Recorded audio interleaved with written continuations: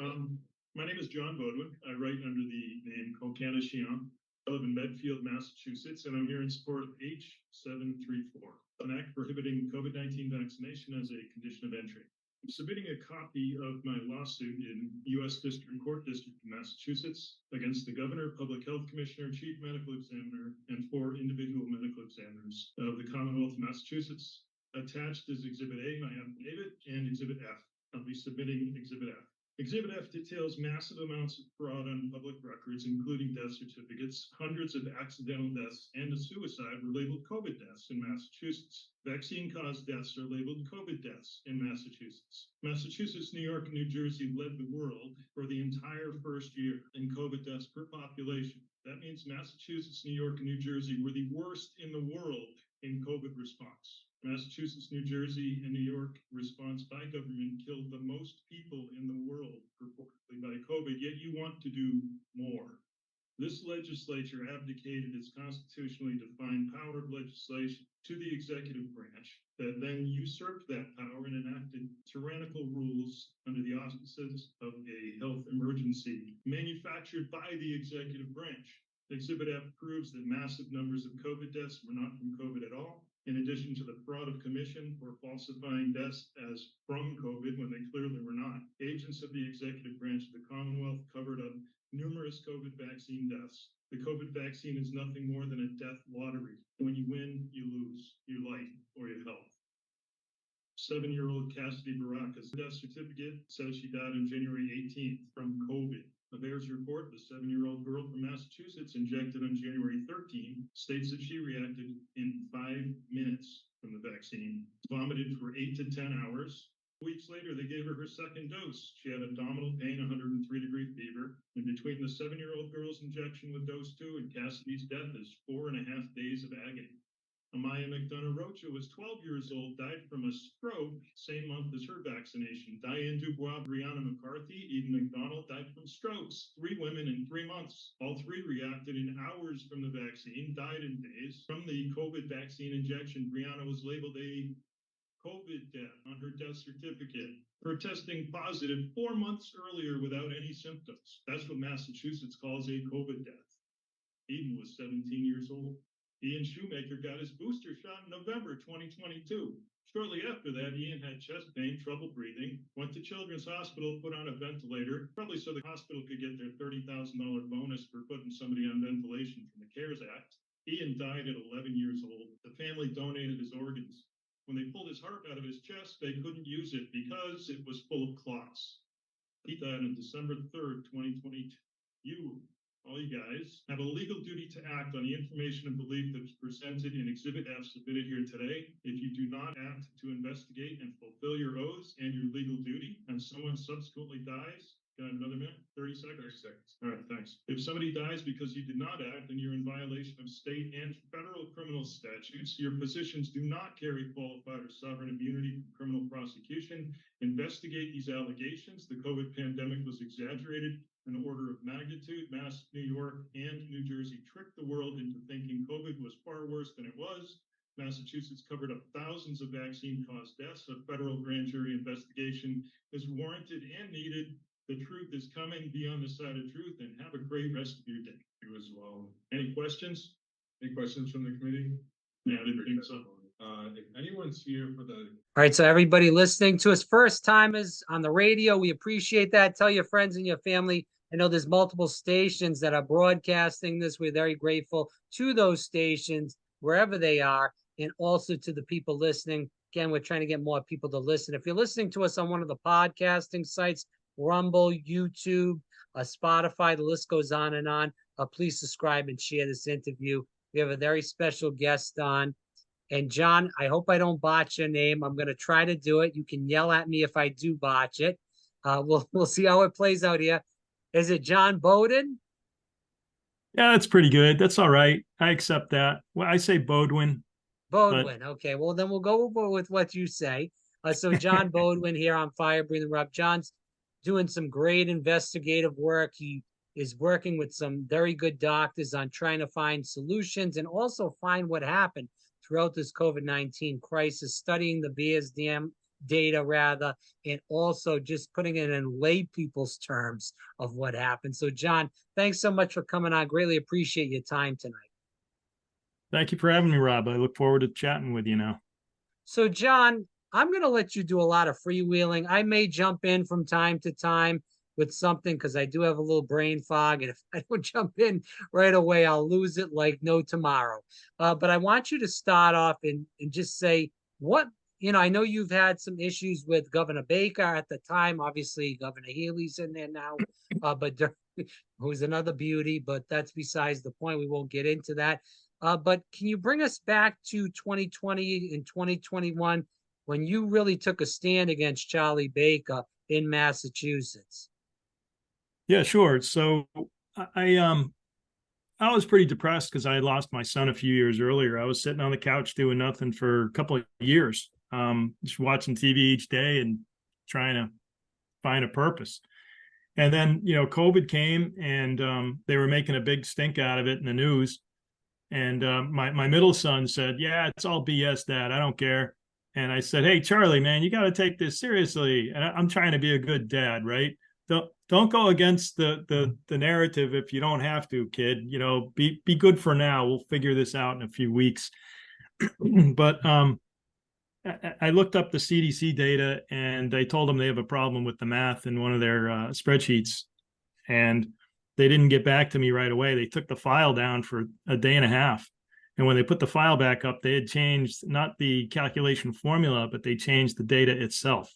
Now, the data file they changed was 2014 through 2018. I can't prove any of this because I worked with the data online. I didn't download it at that point in time. I thought that would be crazy. How can they do that? They can't just change historical data, but they did. So I was like, you know what, Charlie, yeah, you were right. It's all BS. And then they started talking about wearing masks. I'm like, what are you going to wear masks for? I'm an engineer. I'm an electrical engineer, but we have to take classes in thermodynamics and various physics and fluid dynamics aspects of just how the physical world operates, and also material properties of elements, compounds, molecules. How do they interact? You talk about the tensile strength or shear stress of what's the difference between gold and steel and niobium, and it's just an understanding of the physical world we live in that an engineer should have. And from that, I just thought it was crazy to put a mask on your face, because I know the particles they were talking about, they don't get filtered out. I said they started talking about like N95s. So I go and I look in my workshop, I'm like, what are these 3M masks that I use for doing drywall? Oh, they're N95s. Okay. So you're telling me that when I wear an N95 and I do drywall and I'm using the sander and all the dust is going in the air and I got goggles on and I got this N95 mask on that's fit pretty good to my face. I take it off and I got a ring of dust around it, but I still have dust in my nose. I still have dust beyond the seal of the mask. It doesn't stop the big dust particles. So how's it going to stop something 1,000 times smaller? That's ridiculous. So I started thinking about the order. So he issued the order on, I think it was May 2nd, and it was in effect on May 6th. I think I'd written about 11 articles against COVID at that time. And I was playing soccer in an over 50 league with a guy who happens to be a lawyer, litigator, pretty big wheel litigator from Harvard Law. And I said, "Hey, can you point me to something so I can copy it?"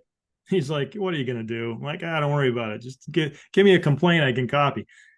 He actually gave me a complaint of a case they had won against Massachusetts against an order for COVID-19. That it would happen very, very quickly, and it was so that the order said, like, you can't collect rent from these people during this time. Like, we're going to shut down the economy, so you can't collect rent. And they're like, "Whoa, wait a minute. You can't tell us we can't collect rent, because now you're selecting the rentee and the renter." And he can't. So anyway, they won the case. So I took that case, I copied it.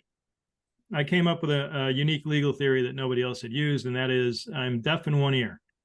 I got a shot of streptomycin and penicillin mixed together in 1968 for the Hong Kong flu.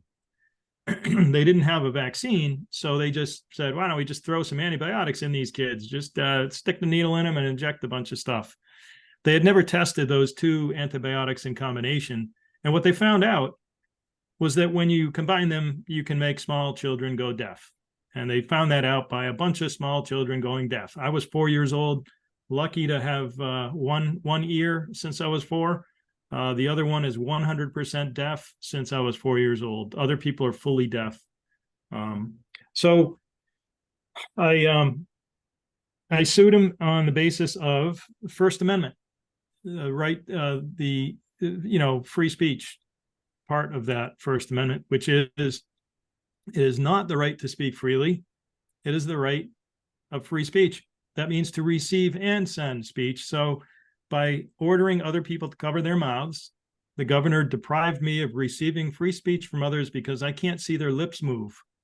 And if I can't see people's lips move when they're talking to me, it's much more difficult for me to understand what they're saying, because I hear in kind of a muffled way where other people hear crisp stereo sound.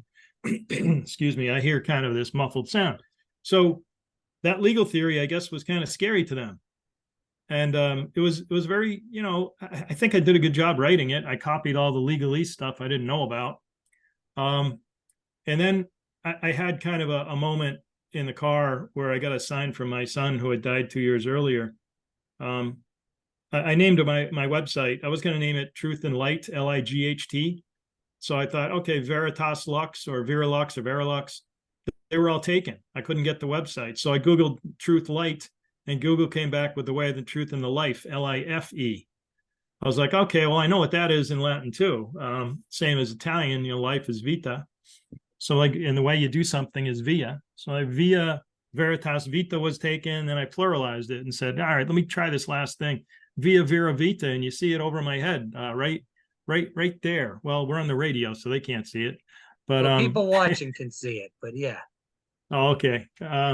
So yeah, Via Vera Vita was my website, and my son's friends were coming over for the second anniversary of his death, and one of them is a very religious Maronite Catholic, and I was kind of embarrassed. I didn't know, like, where does that website come from? My son was born on the 14th day of June, the 6th month, and I was in the car. I'm like, ah, shoot, I'm at a red light. I was like, I wonder what that is. I Googled Way, Truth, Life, Bible. And Google came back with John chapter 14, verse 6, my son's name, the chapter and verse, and the month and the day of his birth. And I started crying in the car, and the light turned green. I put the phone down, and I heard on the radio the exact verse, not just the song, but the verse, "Sweet child of mine." So in the moment, all this happened in 5 seconds. I got this website with my lawsuit posted on it against Baker. And the 11 papers I had written, some of which had to do with the mask, the history of them going back to 1898 when somebody wrote a paper about masks. And it was only to just stop the surgeon from spitting into the patient's open wounds when he talks to the nurse, or sneezes or coughs. So I posted all the stuff. I told him, and that all happened. And like, you know what? I gotta do something. I kept getting these advertisements for law school, and when I went for an MBA when I was 51 years old. I wanted my sons to see me going to school. That's education's important. So I went to school, and just when I graduated at 54 is when my son died. I sat on the couch for 2 years. So I'm sitting there, no job, nothing to do, and I get this sign. Like, I keep getting these advertisements for law school. So I went to law school. They didn't require an LSAT. I just like, okay, can I come? They're like, yeah, sure, submit an application. And they said on the application, it said something like, you got to get the COVID vaccine when it's available. So I wrote to the director of admissions and I said, hey, it says here I have to get a vaccine. Do you guys have an exemption? Because I already reacted to a shot when I was a kid. I don't want to go deaf again. I don't want to go fully deaf.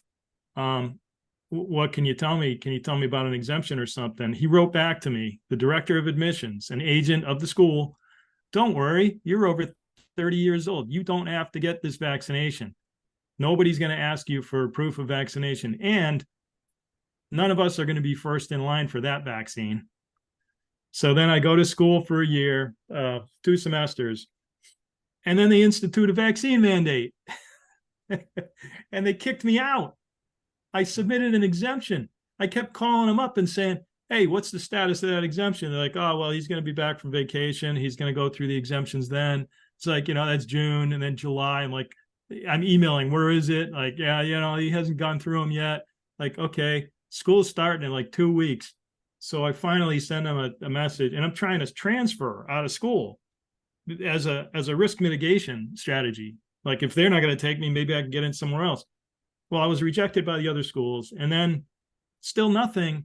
And I wrote to them an email, and I got a notice in the mail the last day of registration before classes started. Actually, I think classes had already started, but it was the last day of registration. I think it's a week into the semester. And I sent the email, then I go out to get my mail, and I open up my mail, and it says I'm unenrolled. They unenrolled me from the school without talking to me, without telling me whether my exemption was accepted or rejected. They just flat out kicked me out, and nothing, no communication.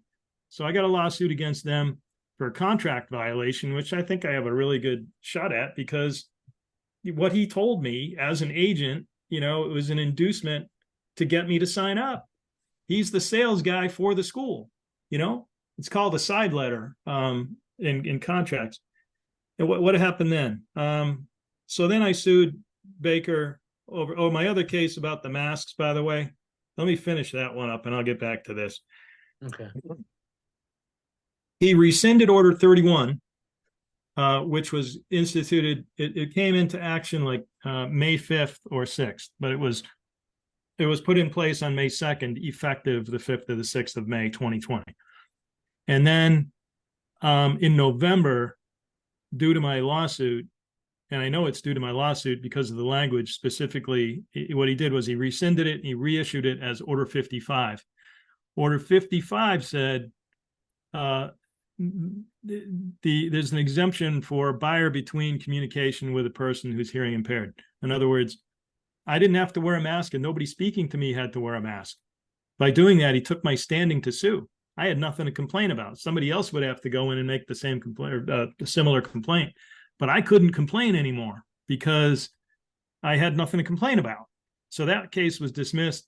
But then when I got kicked out, I sued him again over the vaccine mandate because the school kicked me out based upon the data from Massachusetts saying that all these people died from COVID, which is an 80 to 90% lie. Right.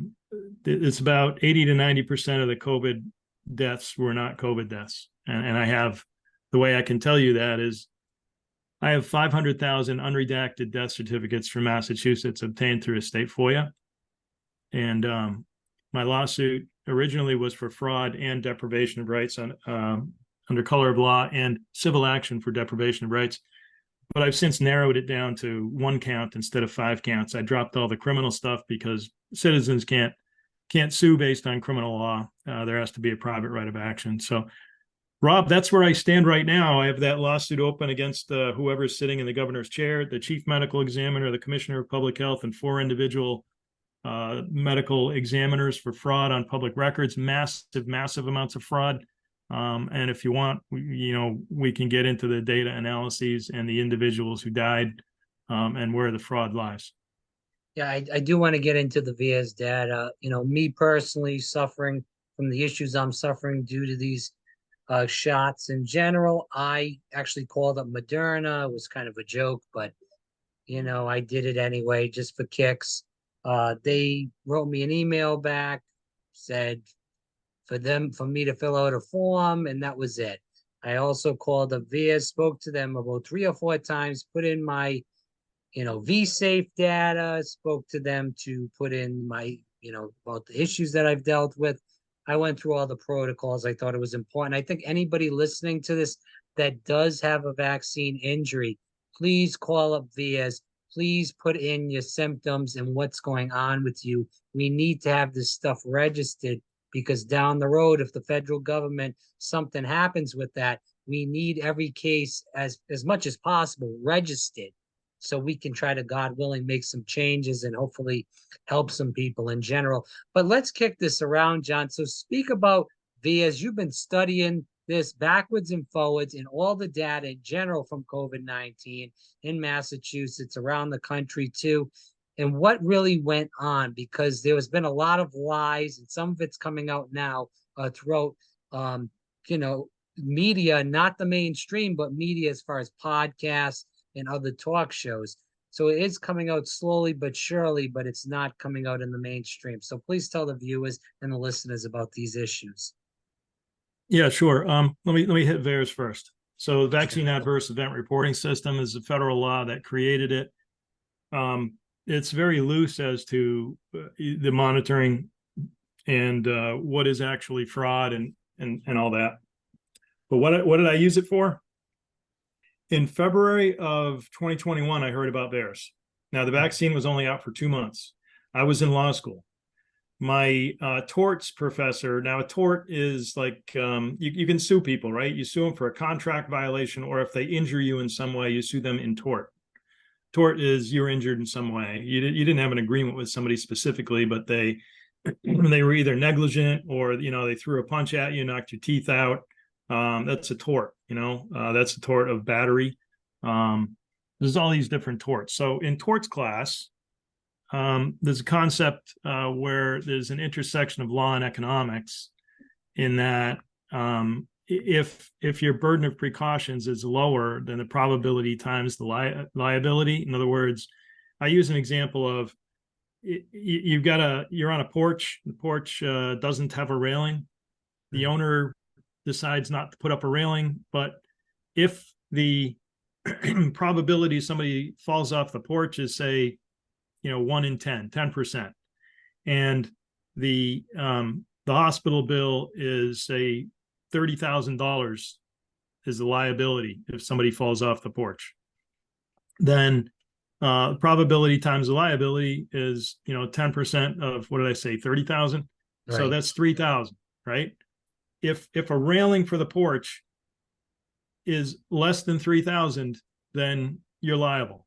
This is a guy, Judge Learned Hand in New York, who came up with that, and kind of everybody uses it.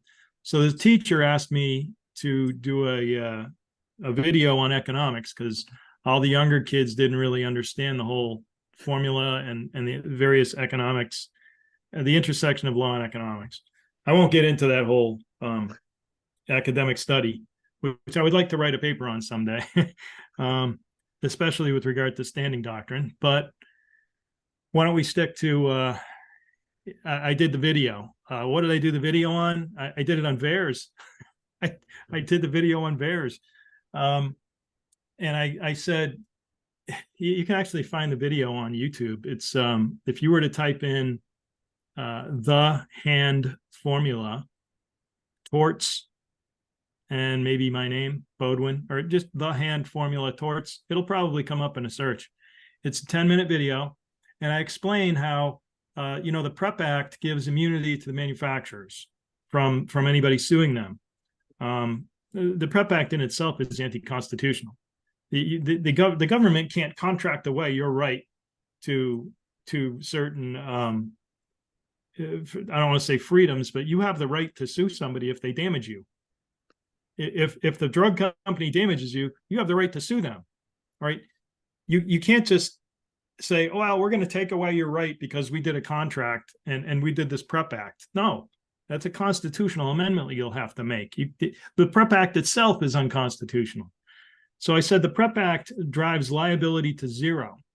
When you drive liability to zero in that hand formula, what happens is you get shirking by the manufacturers. These are all economics terms. So if the manufacturers shirk, okay, they engage in opportunism to make more money, and they shift what's called the burden of precautions, which to them is financial. Mhm. They have to run all these studies. It costs like, $1 billion to do all the R&D work, and then to run all the studies, do the animal trials, and then do people trials. And by the time they go through years of all that stuff, it's like $1 billion. And so that's their financial burden. They have shirked that financial burden and shifted the burden of precautions from the the manufacturer, the drug company, through the PrEP Act. They shifted that burden to the people. Yeah. By skipping all those trials, the people now bear the burden of the trials. But they liability is zero. We can't, if we get injured, we can't sue the manufacturer. So how does the burden manifest itself? It manifests itself in death and maim. People are injured or they're dead. And the drug companies don't have to bear a single piece of this burden. Why are they going to spend all the time and effort to go back and look at the data? You have, how many people are talking about, oh, did you read the Pfizer trial data? Oh, the Pfizer trial data says this. Oh, how many pages did they let out this month? They're being court ordered to let out so many pages. Right. It was for like 50 years. No, you have to do it in 2 years. Like, well, why don't you do it now? Just give us the information now. Because as we sit here, the trial data is now 3 years old. What the hell good is it? We have how many billions of people around the world have taken the vaccine? There's plenty of data out in the field. Has anybody looked at it from Pfizer? No, they don't care. People, every time they file an adverse event with, say, VAERS, Pfizer gets noted. They get communication. So does Moderna. You mentioned Moderna. I drive by Moderna on my way to Costco. No. When I go to the gym, the guy says, "Yeah, my buddy works at Moderna. They get like free gourmet meals every day, and on Fridays they have parties. They're all drinking beer and wine every Friday night." It's like, yeah, well, people are dying all over the place. Yeah, sick people in there. Yeah. It's just really ridiculous what's going on with this. And I do want you to continue in just a second, John, but just to kind of put the exclamation point on my side, people need to wake up when you're listening to this. And I know we have a lot of liberal listeners here, and it really bothers me that we have to get into the political aspect of this. Because again, and I've told John this, and people that listen to this program multiple times know that I used to be a very leftist Bernie Sanders supporter until COVID-19. I even leftist during COVID-19 until I actually got injured. So, I got screwed, and I woke up and my eyes opened up, and I finally saw the light to the hypocrisy of the left, that these people say my body, my choice on abortion. But when it comes to the COVID-19 vaccine or vaccines in general, you have to take it because you're going to kill grandma, grandpa, your mother, your father, your sister, your brother, and the list goes on and on. They don't care about you. And there's Republicans in the game too. Don't get it twisted. They're in their game too. They're scrubbing big pharma for as much money as they can get to. But the liberals and the liberal hypocrisy that's went on the past 3 years is nothing that anyone's seen before. And I've talked to old and young, rich and poor, all ethnicities, and this is what they're saying. They've never seen this stuff go on in their lives. Yeah, well, I'm 59 for your audience. I was born in 64. I don't know if the date is significant to you. I am the last of the boomers. I'm the last year of the boomers. After me is Gen X, Generation X. But so I'm not in a party. I haven't been in a party in over 30 years. Every time I say something against what you would call liberals, I don't call them liberals. They're mostly illiberal these days. They want to control your every move. But the real liberals are like what I grew up with back in the 1960s and 70s, right, where, it's about peace and freedom. And when you go to protest, you're protesting against a war. You're not protesting for a war. Yes. You're not putting some other nation's flag out in front of your door because why? The two-dimensional screen that you listen to told you that you have to support this blue and yellow country that you know nothing about and can't even find it on a map. I mean, kids today can be programmed for just about anything. It's alphabet soup, whether it's, the gay problem was solved decades ago. Nobody was, I worked with them. I went out for beers. I don't care. Nobody cared. It was over, man. They won. It was over. And then this whole trans ideology was, it's it's not real. It was put in place to separate people, and it's an ideology that the schools put in. And I'm not just saying this as a guy like who's frustrated with it. I'm saying it as a guy who did a state FOIA, who demanded the information and found out where they were sending the teachers and the administrators to a guy in New York to learn how to bring all this stuff back and indoctrinate kids in the classroom. Okay. I know what they did. I've done the state FOIAs.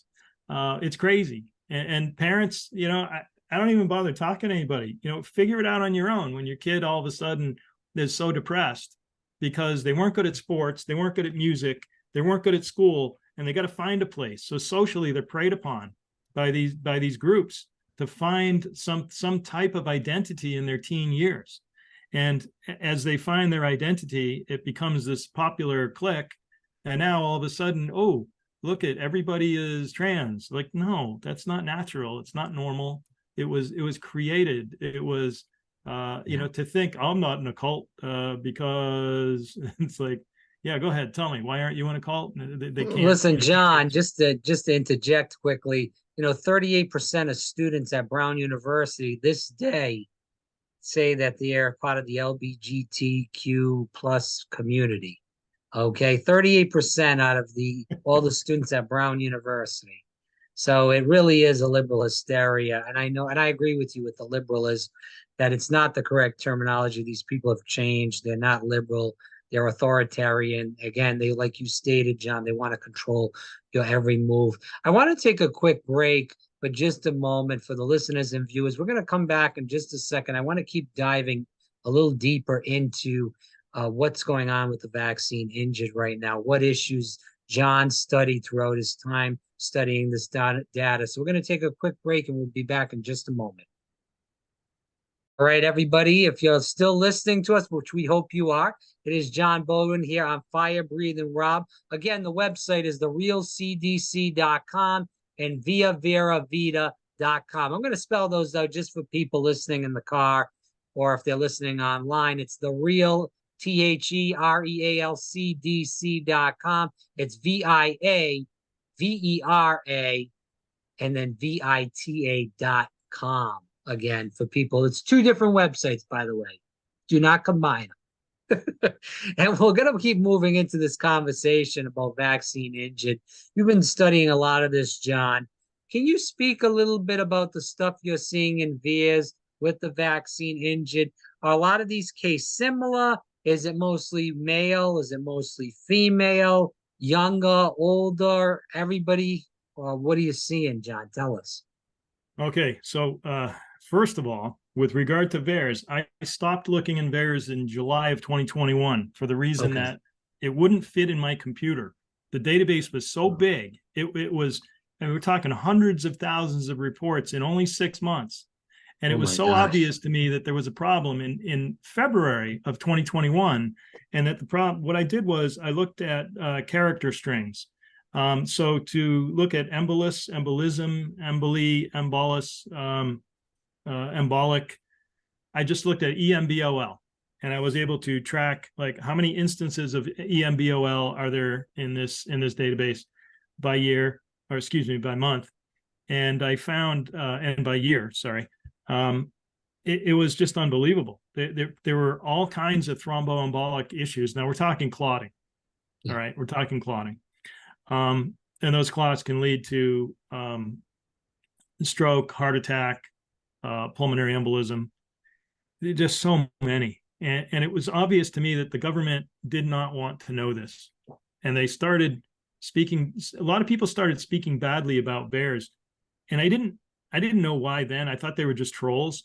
We found out later from America First Legal that HHS.gov, which the CDC is part of, they actually had a plan in place to speak derogatorily about, to derogate VAERS in the eyes of the public. And they worked with social media to do so. So now you have the government working against the people to spread propaganda that VAERS is a crappy system. And it is a crappy system. That's true. They made it a crappy system on purpose when they designed it. That was done on purpose. Now, I'm an electrical engineer, but I spent my career in software and to design semiconductors and so forth. So I understand a little bit about software. This was designed to fail. But what it's good for is what I used it for. Having gotten frustrated after being thrown out of law school, I did a public records request. I have 500,000 unredacted death certificates from 2015 to present for Massachusetts. We now have Minnesota, but let me stick to Massachusetts for this conversation. I got them in February of 2022 the first time. It was 420,000. It's over 500,000 now. And I was able to look at the causes of death and track them over time from 2015 to present. And what I found that nobody else has found, because I have what I call record level source data, so that the websites that I have via Vera Vita is for data and my lawsuit, if you want to read it, therealcdc.com. I have a book coming out in a couple months, and it's called The Real CDC because I write under the name Coquin de Chien, which in French means naughty dog or bad dog. I like the El Gato Malo. He's a pretty popular Twitter guy. So that means the bad cat. And I like dogs. So I did the bad dog. That's all it really means. And because the initials of Coquin de Chien is CDC, I say I'm the real CDC. So it's just kind of a play on words, and it's something people can remember. So my book will be The Real CDC. All you do at that website is type in your email address. The only thing I will ever use those emails for is to send you a notice when the book is out. That's all it's for. So I looked at data and did analyses of what's up and what's down. First thing I did was all cause. And what I was able to determine is that in Massachusetts, being different from, every state is different. If somebody's telling you what's happening in USA, don't think it has any bearing on where you are, because the climate is different in California and Mississippi than it is in Massachusetts and Rhode Island and Minnesota. The way, if you believe it's a disease, which I do, by the way, but it's nowhere nearly as deadly as they said, and it's nowhere nearly as virulent. The bad effects are not as bad as what they say. So I was able to determine that in Massachusetts, the pandemic lasted 9 weeks, mid-March to mid-June of 2020, and then it was over. After that, there was a winter wave that was nothing compared to the first wave. It was, like cold and flu season, a little bit worse, but nothing to do anything major about. And then they started vaccinating. Now, in that 9-week period from mid-March to mid-June, it was mostly respiratory excess deaths. So you have like pneumonia, COPD, ARDS went up.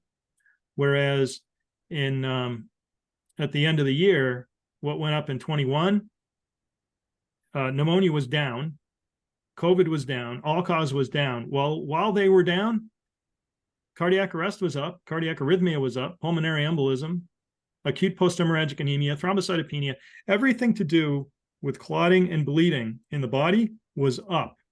I just want to interject quick, because I've heard this on a lot of shows.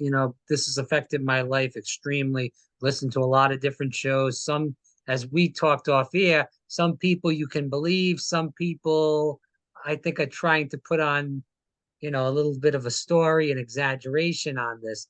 I've been hearing a lot about snake venom in the vaccine, people having snake venom issues. I don't know if you have any information on that, if you want to go into that. I'll talk about it. I don't like to talk about the biology stuff. I'm not a biologist. I'm not a doctor. Right. So what's in snake venom? You have certain glycoproteins. What's in Hymenoptera venom? They're the same type of proteins. What's in box jellyfish or Portuguese man-of-war venom? Same thing. What's in, what did I miss? Scorpion. Okay. So what is venom?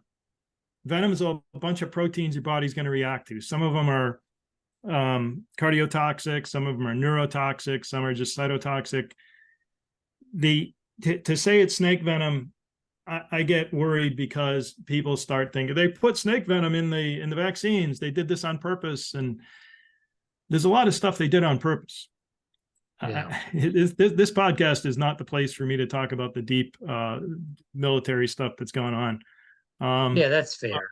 But your body's reacting. So the mRNA, it jumps onto another strand in your cells.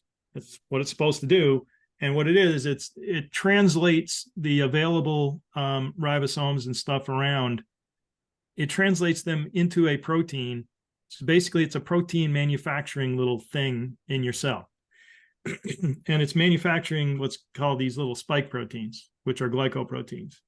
And what those do is they float around until they get to the edge of your cell, and then they pop out, and you see the spike on the cell. And that's what's supposed to grab on. The antibodies are supposed to learn how to grab onto that and then kill the cell. So what about these proteins? Why did they pick the most toxic part of the SARS-CoV-2 virus to make a vaccine out of? Why couldn't they do the nucleocapsid, the main part of it? Why couldn't they do other stuff? The whole thing is weird, but yes, the spike protein is toxic. It's a toxin. Does it resemble snake venom? Sure, in a way. I mean, it's like some of the others. It also resembles Staphylococcus enterotoxin B, right? And it resembles other animal protein venoms, venom proteins. So you're saying that the people that are stating this, they're not crazy whack jobs. They may have something here. Is that what you're? No, they're not. They're not crazy whack jobs. No. What they're trying. Well, I don't want to say what they're trying to do. That would go to intent in a court. But what is happening is that it's being sensationalized, and I believe it's bad because people on the other side that say it's safe are saying, "Look at these crazy guys talking about snake venom." All right, it's not a good look. Let's just stick to the facts, okay? And the facts are, you take this stuff into your body. And this is what I did with VAERS. Okay, I stopped tracking it for data, but I got the death certificates and I told you what's going up and down. Now, stroke is part of those things that went up. When all-cause, pneumonia, and COVID are going down year over year from 20 to 21, in fact, COVID got cut in half in deaths. Well, that got cut in half. Why are pulmonary emboli up 30 or 40%? I mean, it's the opposite direction. And these are not longer-term sequelae, not longer-term effects. These are things that should have happened right away. So if those things are happening right away, it's correlative to the vaccine, not the COVID per se or COVID itself. Now, why that's the record level source data that I have is important is because I can look at the individual record and then I say, oh, let me go look in VAERS. I'm like, okay, I got a woman who's 98 years old who lives in Vermont. I have the Vermont data too. I don't know why I just picked this one out of my head. 98 years old from Vermont who died on the same day. I've got the VAERS record telling me she died on a day and the death certificate. And it says 98-year-old female, Vermont, death date. There's nobody else who died on that day in Vermont. I got the right person, okay? What did it say? It said she died of a heart attack on her death certificate. What did the VAERS report say? The VAERS report said she got injected, she got tachycardia, her heart rate went to 145 beats per minute for 2 days, and she died of a heart attack 2 days after she got the shot. you took a 98-year-old woman and you ran her out of beats. Yeah. So did the vaccine cause that death? You damn right it did. It did, damn well did. That's easy. So what I did was I started finding all one after another after another. The reason I got the death certificates is because a 7-year-old girl in Massachusetts, they said on the news she died of COVID. Channel 5, Channel 25, the newspaper, girl dies of COVID. The parents are like, oh my God, we have to get our kids vaccinated for COVID. I found a VAERS report. A 7-year-old girl from Massachusetts was injected 5 days before this girl died. Yeah. And that's the only VAERS report that fits. And in that VAERS report, it said that she reacted within 5 minutes to the vaccine. She threw up for 8 to 10 hours vomiting. And you know what they did a couple of weeks later? They gave her the second dose. Oh, God. Yeah, and she had stomach pain. She spiked 103-degree fever. She didn't have a bowel movement for 3 days. 4.5 days after that second dose, she was dead. They killed the 7-year-old girl, and you know what they wrote on the death certificate? COVID. And I've got plenty of these. You want to talk about strokes? I have a whole presentation on strokes. You know, Brianna was 30 years old, a high school teacher. Yeah. She reacted within a couple hours. She had a headache so bad, she went to the ER. They sent her home. She went again. They said, you have a migraine, go home. She didn't recognize her sister. So they brought her back, and they realized she was having a stroke. So they cut a hole in her head to relieve the pressure, which didn't work because the clots were all through her brain, not just, pressure at the edge. And so she had a seizure. She was paralyzed in half of her body, but then she was brain dead in a couple of days and kept on life support for 2 weeks. So it appears as though she died more than 2 weeks after her vaccination, whereas she reacted within hours. Now, 2 weeks before she got her injection, Diane died of an intracranial hemorrhage in the setting of thrombocytopenia. She died of a stroke, headache right after vaccination, 62-year-old woman. And then 5 weeks after Brianna, Eden McDonald was 17 years old. Mm-hmm. Eden got the shot, had a headache, went to the doctor, still had the headache, went to the doctor again, came home. The headache resolved. You know what she did when the headache resolved? She got her second dose. Oh, God. She died of a cerebral venous sinus thrombosis. Her head blew apart. She had an intracranial hemorrhage type of stroke. And, onset of symptoms right after vaccine, headache for days, got the second one, another headache that was so bad, hospitalized, and then dead. I want to ask this question, though, John. I'm so sorry to interrupt you, but this is coming up here. And I've heard a lot about this in the news about blood type. Since you're studying the data, are people with a certain blood type more prevalent to vaccine injury than other blood types? I have no idea. I would think so. Just by what I know. I can't. I got to stay away from that. I got to not. I can't pretend to be a doctor. I can tell you what the data shows. I don't have data on that. Okay. I'm on calls with doctors 6 hours a week, every week for over a year and a half. No worries. I've heard. Can you? I don't want to push your buttons right now, but what are they saying? Are they saying they think so? Is that what you just stated? Yeah, a lot of the doctors are afraid to say anything on open calls. Yeah. In fact, I give them information for the data that I find, and it kind of makes sense to them for things that they're thinking that they're afraid to bring forth. In the private calls, the blood type has not really come up very much.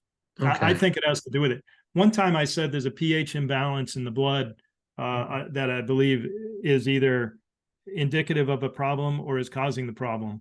Either way, we should check the pH, and it's a slight difference. And a doctor said, "No, that's got nothing to do with it, John." 6 months later, a paper comes out and says the pH is off in the blood. Have you heard of rouleau formation? Do you know what rouleau formation is? I don't. All right, if you have you got a bunch of poker chip shaped magnets, they're going to flip around and they're all going to stack like poker chips, right? And that they're going to either oppose each other or stick to each other, or if they oppose each other, it's going to flip over and stick, right? Yeah, that's happening with red blood cells in your body. Rouleau formation is occurring after these vaccines. Some people say sticky blood, but the red blood cells are kind of like poker chips. They're kind of sort of flat and round, and they end up stacking up and sticking together. If you reduce the surface area that's available, then they can't get enough air in them, right? So now your blood is not pulling in as much oxygen from your lungs as it can. Right. And now you've got low oxygen saturation, and you think it's because your lungs are filling up and you've got some type of pneumonia, or it's a lung problem. It's not a lung problem, it's a blood problem. All right. The oxygen carrying capacity of the blood is affected. The lymph. So I looked at cancers. What in cancer is going bad? Well, it's the bone marrow and lymph nodes. That's where blood components are made. It's all about the blood, man. Everything's getting messed up. I want to kind of go more into the data. We hear a lot about the batches, the website about the batches. How bad is my batch? I've went on that website before. You think that's accurate? And I've been also told, and I'll let you capitalize on this, 4.2% of the batches are bad. Some batches are huge, like 200,000, whereas some could be as small as 2,000. So, and these are all different states. One batch could be in Arizona, one could be in Massachusetts, Rhode Island. You don't know. They're all going to different places. It's very hard to track.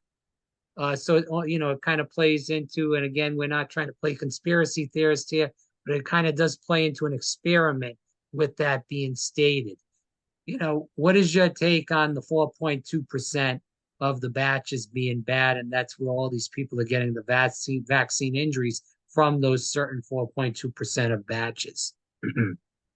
Well, in case we run out of time, I'll just say, yeah, I believe there are bad batches. Now, let me further explain. If we run out of time, we run out of time.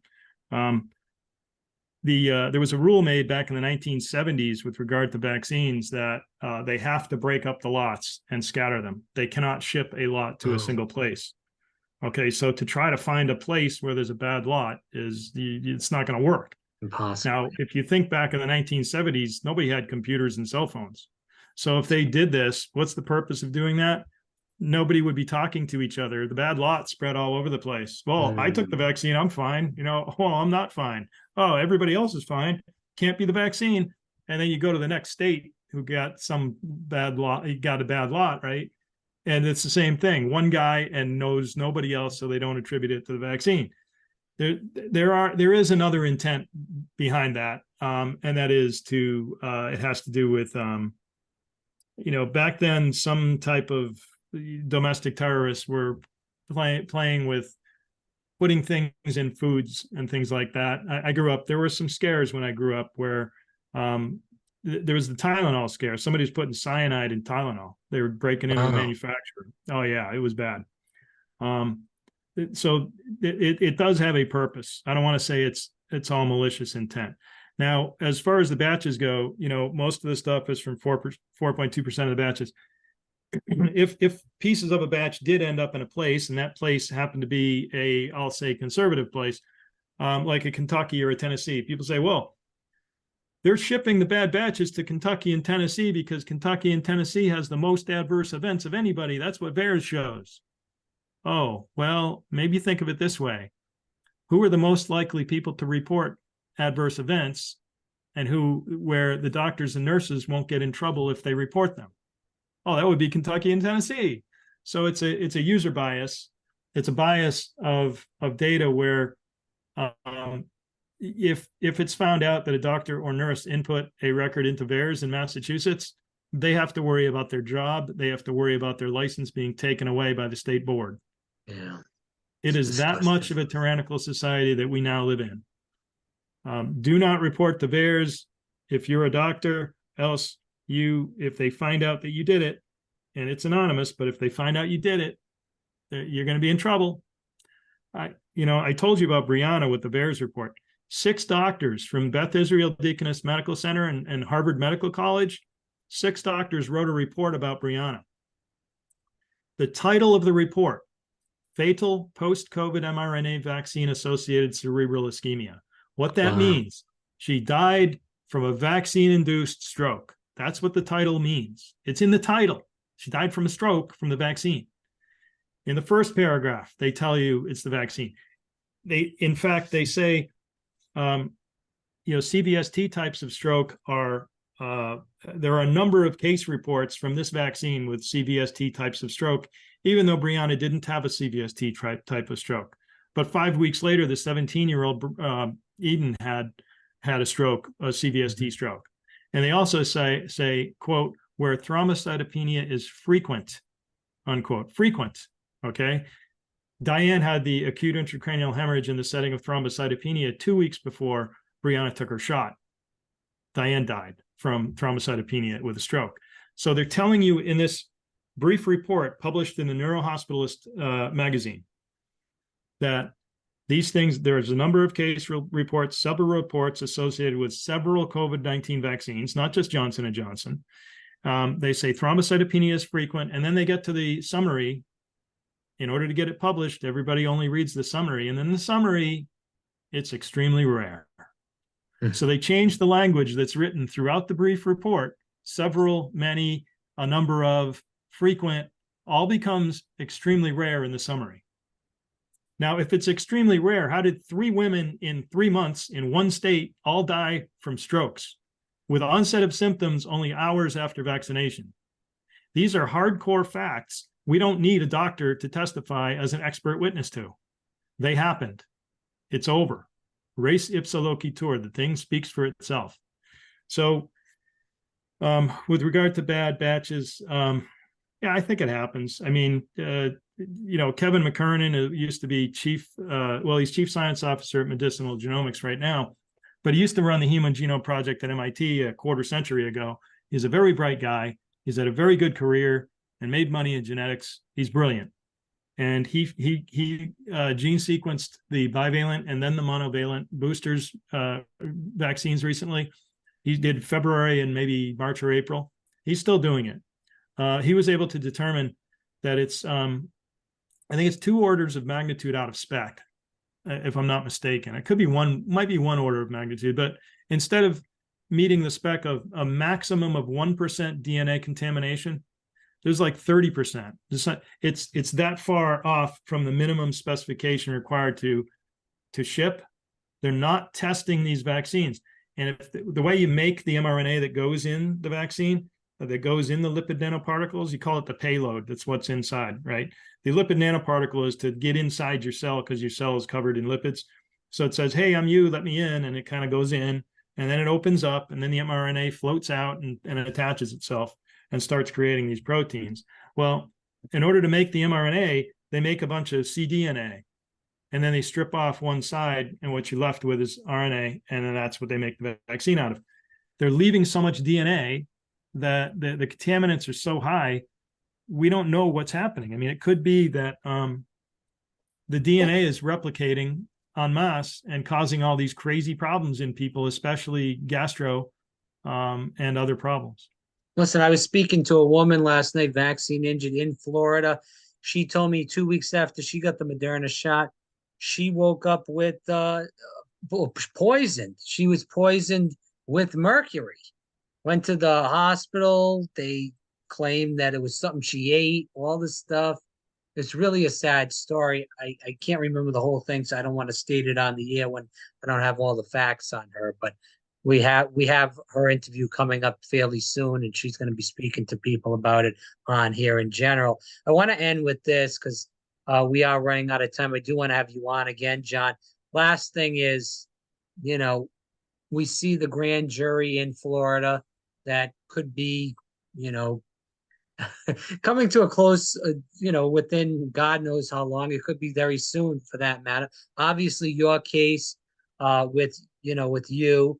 We're also seeing the Brevard Republican Party in Florida, who is writing a letter to Tallahassee right now as we speak to Governor DeSantis saying that these vaccines are bioweapons and we need to take these off the shelves in the state of Florida. If that ever happened, that would be huge for people in general, especially in a huge state like the state of Florida.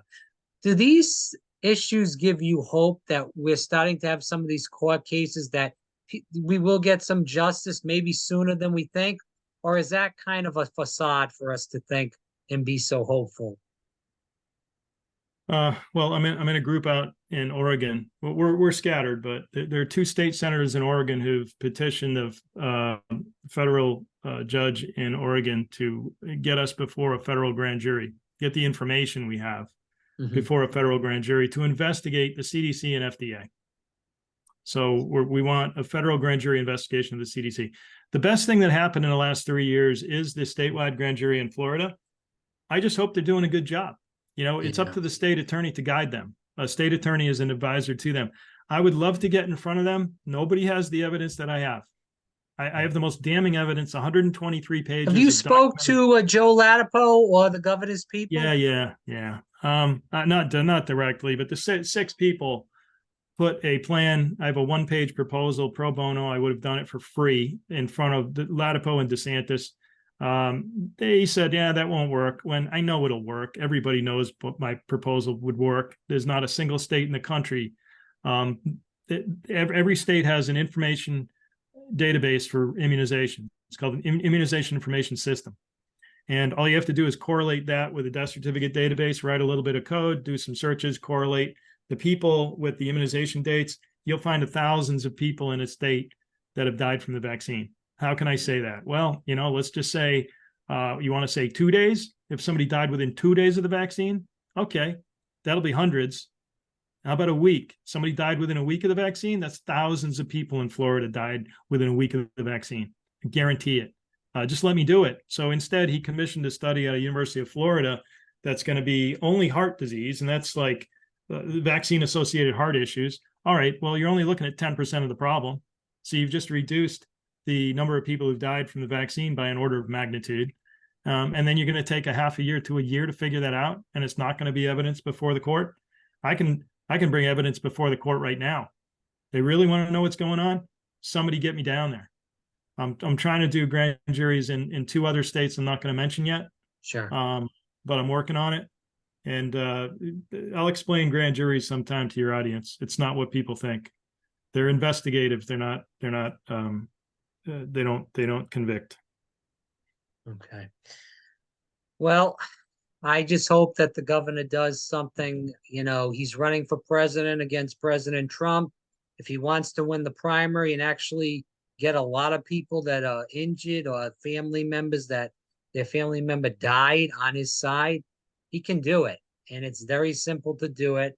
And it's, as you stated, with the grand jury. And it's to do that. And also, you take the vaccines off the market in the state of Florida. I mean, no one's done that. He would be a true champion to a lot of people, Republicans, Democrats, independents around the country, if he did some of these things. Very easy to do. You have to have the political courage and will to do this. And we'll see if the governor has it. That's time will tell on that. John, before we end, obviously we stated the websites. It's therealcdc.com, viaveravita.com. It's VIAVERA, VITA.com for people that want to learn more about John. John, as we end, anything else you want to? Do you have a Twitter, a Facebook, anything like that where you want people to come and find you at? Yeah, the Twitter is just at John Beaudoin Sr., JOHNBEAUDOINSR. And if you go to that website under the media tab, there's a number of threads there, especially like remdesivir with acute renal failure. After all the clotting problems, say the number one vaccine injury now that's climbing extreme, it's 300% of normal. It's a lymph node cancer. Lymph node cancer is 300% of normal. And these are all deaths I'm talking about. People dying with lymph node cancer. It's sky high. And acute renal failure, we believe it's from remdesivir. And that's up 100%. So it's 200% of normal. And that's 2,000 excess deaths in Massachusetts alone, 1,600 deaths in Minnesota alone in the last 2 years. That's excess. That's more than what was expected. 2,000 people. That's worse than any pandemic we've had since 1918. And they're not even looking at it. They're just saying, oh, COVID, there's a pandemic. No, you created a pandemic with a drug that you rammed down people's veins and you killed them from kidney failure. And they're not even looking at it. It's criminal. They're murdering people. So for anybody out there, if your family member goes into the hospital and they say, we're going to give them remdesivir, say, no, you're not going to give it to them. Drag them out of the hospital. It's really sad. Again, John Beaudoin Sr. Definitely check it out. Again, on Facebook, it's JOHNBEAUDOINSR. And that's on Twitter. And then, as I stated earlier, one more time, therealcdc.com, VIAVERAVITA.com. Definitely check out John. John, this won't be the last time I have you on. Your valuable information will be loved on this program when people hear it and see it in general. And we need people like you to fight. And I'm grateful again, and I'm not shooting bullshit at you. I'm telling you the truth. We need people like you out there fighting for people like me, because not only you've been vaccine injured in general before, so you know what's going on.